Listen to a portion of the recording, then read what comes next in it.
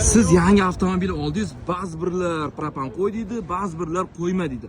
Shuni propanni plyus va minusini to'liq sizga aytib o'tamiz. Ungacha bizga obuna bo'lib turing. Birinchi plyusiga keladigan bo'lsak, qaytarib o'tamiz. Siz bu avtomobilni motori zo'r yurishi uchun 95 ta kuchini beradigan benzin yoki propan qo'shishingiz kerak.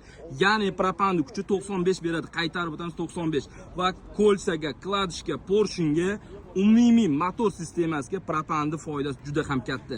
Ikkinchi plyusga keladigan bo'lsak, albatta 200 ming so'm puli bilan Tracker, Olix, Monza, Cobalt yangi salafan avtomobilda bemalol 400 dan oshiq kilometraj yurishsiz bo'ladi. Endi propanning minusiga keladigan bo'lsak, 500 ming so'mga benzinda shu kilometraj yurasiz. Agarda mana shuni minus deb biladigan bo'lsangiz. Shuning uchun qaytarib o'tamiz. Bu avtomobillarga propan idealli tushadi. Faqatgina sizdan so'raydigan narsa bitta obuna bo'lib qo'ying.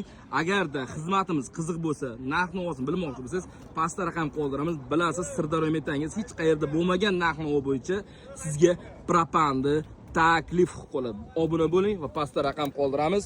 24 ga imkon qadar sifatli holatda sizga o'z sifatli ishlarimiz taklif qilamiz. Barcha turdagi avtomobillarga. Xo'p, Navoiy viloyatidan keyin, Toshkent viloyatidan keyin, Toshkent viloyatidan keyin, Qo'qon viloyatidan keyin, bu tomonda Samarqand viloyatidan keyin pastda raqam qoldiramiz.